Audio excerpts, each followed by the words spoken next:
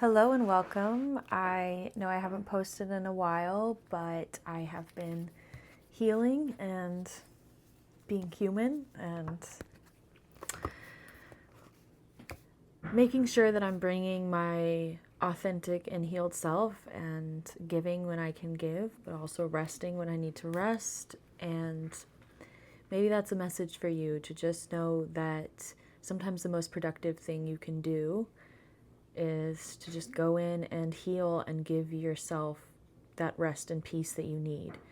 And no matter how unconventional, or maybe sometimes it feels or looks like you're going backwards or stopping your momentum or something like that, but really you healing and clearing, cleansing, restoring, anything like that is bringing forth your clearest and most authentic and loving and stable self. And from that position, you're giving way more than you could have if you didn't do that. So if you're in that process or need encouragement for that, to sometimes take a step back or change directions or just rest and have faith that the universe will help you do that, here is your confirmation that you will be blessed and honored for doing that and for loving yourself and for believing in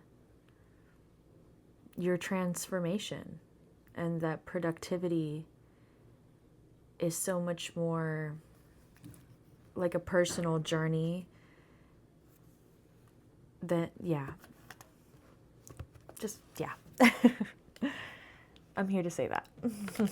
And I have a little bit of some automatic writing, and I'm going to pull some cards because I feel like collectively we could always use it. Okay.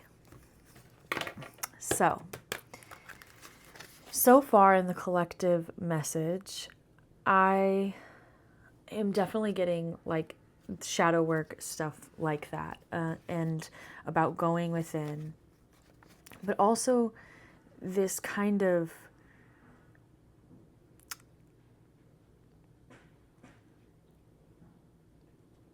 fierceness, this boldness, this courage to become the person that you want to be and accept all of the bad that could come with that, and just accept and keep your eyes on where you want to go and don't judge what it looks like to get there. I'm going to pull some cards and we will see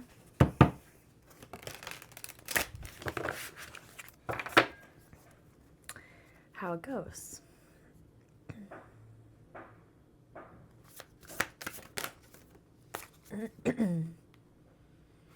Collective message, please.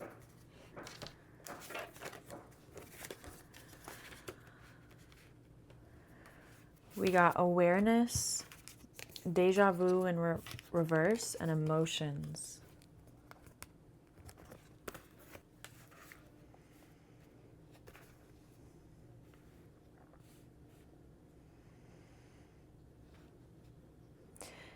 I feel this thing of getting out of the deja vu, getting out of the past, and I think that there's a lot of good people that are kind of martyrs, whether that's they just are martyring themselves by just not having their cup fully filled and thinking that that's okay. I get this idea of like people who sleep 6 hours and they're like, it's fine.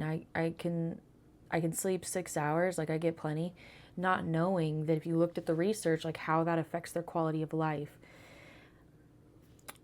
Or, I mean, let me just say, it's like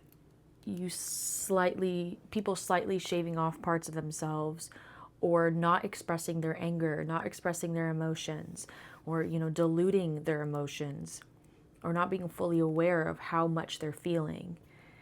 And continuing forward doing that over and over again and wondering why things are not aligned or fully working out. But it's because the universe wants more honesty in your behavior, in our behavior, to be aligned with really what we're saying and to be 10 toes down. And if something is not if it's only 80% right, to just not stand behind it because it's 80% right. And that 20% is important. Like, that 20% deserves your faith in it, because then you're not going to get that kind of energy back. So it's being aware of like how much you're feeling and how much things actually affect you, and not repeating patterns of disassociation or escapism and avoidance, and taking a new path. And if that means embodying anger, if that means being the villain, if that means, letting things go or restarting, resting, then so be it. Because if that actually gets you to the place where then you can be 100%, then it's worth it. It's needed. It's not going to work and be sustainable if not. Because if something's not 20% right, that toll that's going to take on you, it's going to start to become more and more wrong. But if something's fully right for you, it's just that it like grows. Whatever you invest in grows. And if you invest in something that's not fully right, the stuff that's not fully right is also going to grow. Like right for you. Aligned. I want to say aligned, not right and wrong, but aligned. If things are not fully aligned with who you are and who you want to be, you're feeding into that. You're feeding into that energy of you getting back, because that's how the universe works. You put energy in, you get it back. Just how it works. So if you're putting it into things that aren't the dream, you're going to get not the dream back. And that means on a intellectual level, on your thoughts, that means your emotions. Like, if you're wanting to live a true life that's aligned, if you want to be happy, if your goal in life is to be happy, then you have to be honest with yourself on the things that are actually making you unhappy, even if it means your job and your relationship or your career or your friends. And that's heartbreaking and hard. And sometimes it feels like impossible and there's no way, because it's like it's your paycheck or it's your main support system or it's your family or whatever. But starting to think about it, like, you can't afford not to do it, because you're giving up your life, you're martyring your life for the sake of others. And it's not okay. I want you in your power. We want to be in our power and in our peace and our happiness, because that's going to spread and align us with who is really meant for us, and the jobs and the opportunities and the friends and the peace and the home and all the things that are aligned for us. But if our lives is filled with things that are good but not great, we'll never get those things, because there's no space and there's no room for it. Spirit really wants us to know that the way through is in the unknown. It's in the darkness. It's going through the pain.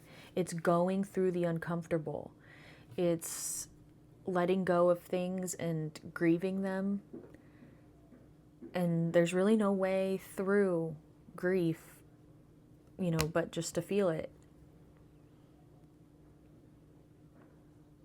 But when we strip back the people that aren't right for us, the jobs that aren't right for us, the things that are taking from us, we can actually feel more. And it's like our channels get cleared up. Doors will open.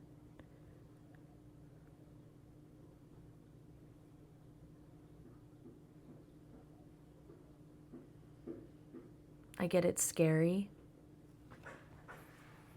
I get it can be defeating or sad to let go of people, or to go into the unknown, to just do the changes, or if you thought you were one person, or you thought you were something, like if your identity was in your job or through certain friends or certain just hobbies, whatever, identities, styles and stuff, and realizing that that's not right for you anymore.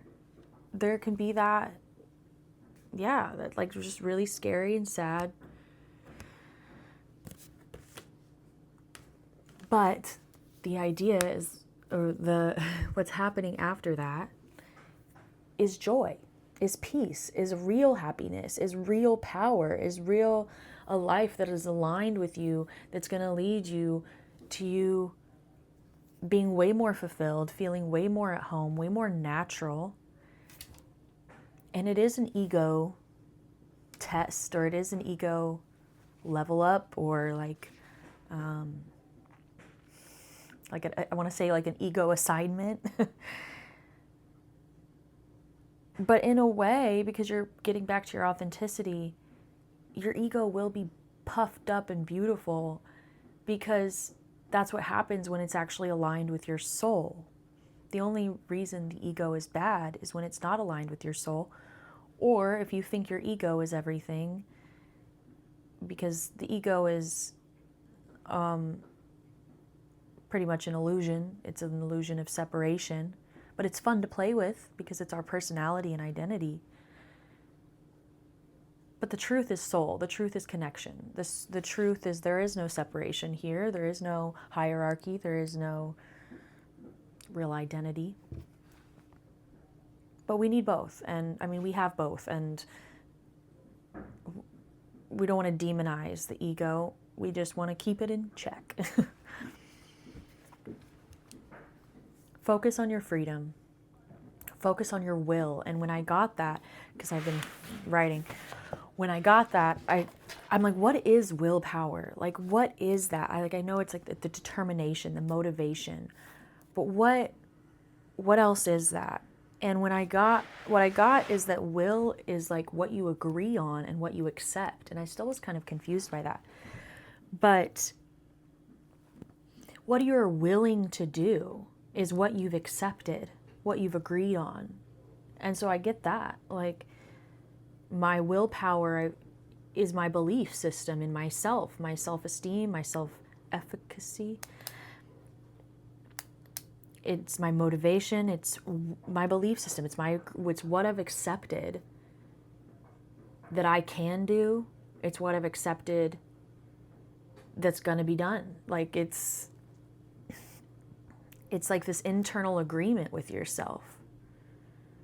So focusing on that, your acceptance and the agreement you have with yourself, and focusing on freedom. How do you free your mind? Free your soul. Free your peace. Also, there's this message of not worrying about what's broken. Whether you think you're broken, your finances, your friends, your heart, your relationships. We are all broken and whole. We are everything. We are wholeness. We are perfect the way we are, as well as being a chaotic mess and collisions and brokenness and stuff. But the less we demonize brokenness, the less power it has over us. And there is a spiritual warfare happening, I believe.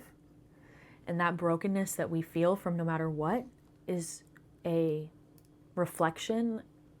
I wrote down redundancy, but I think it's a reflection of the broken system impeding on us.